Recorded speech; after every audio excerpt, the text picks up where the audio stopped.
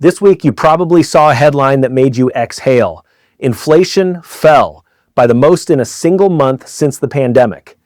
And if you were trying to time a mortgage or kill a credit card balance, part of you thought, finally, maybe rates come down. I have to take that hope away carefully because you did not read the number wrong. You read it exactly the way it was built to be read. The problem is, the number is looking backward at something that has already reversed. Here is what actually happened. On July 14th, in about 3.5 hours, 3 signals hit every rate you pay. America's biggest banks opened their books on your credit card debt. The inflation number that decides the Federal Reserve's next move dropped. And the brand new head of the Federal Reserve sat before Congress for the first time and was handed that number live on camera. Start with the number everyone cheered.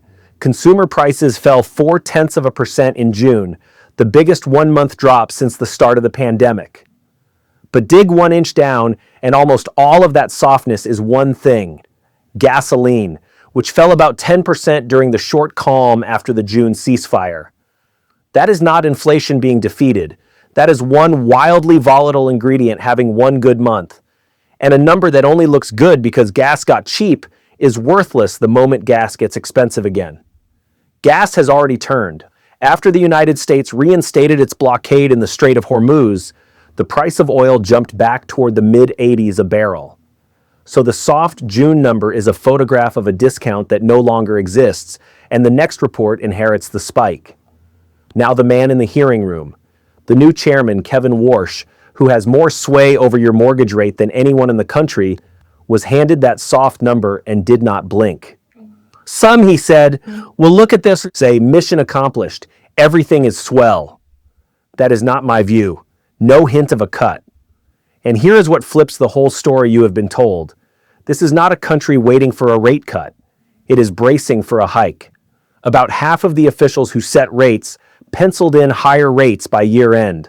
Hey everyone, real quick, sorry to step in, but if you want to learn about how to make money when other people are running around screaming and losing money, and you're going to do it in crypto, I've got 2 courses. It's a bundle of courses. One's a Bitcoin XRP 101, teaches all the basics. And even if you've been in crypto for a year or two, trust me, you're going to want to check this out. And the second one is the crypto security course. Learn how developers, how banks, and how fund managers secure their accounts so that they don't get stolen from or they aren't part of scams like everybody else. Links down below. It's going to save you a lot of time and money. Now let's get back to this video. A Fed official said the day before that another hot number would put a hike on the table soon. So while the public dreamed of relief, the people who pull the lever were sharpening the opposite tool. In fairness, the banks that reported that morning looked healthy, with strong profits and a consumer still spending. So the fear that borrowers are cracking did not show up this quarter. But that is a photograph of June, and June is over. The one force that moves rates most has already lurched the wrong way since. So here is what to do. First, let go of the assumption that rates are about to fall. Because a plan built on a cut that is not coming breaks the moment reality arrives. Assume high and be glad if you are wrong. Second, attack anything you owe that moves with the Fed right now before the next number lands. A home equity line of credit, which is a loan against your house and runs around 7%, or a credit card that floats, reprices upward the instant the Fed leans toward a hike. Shrink it now, not after.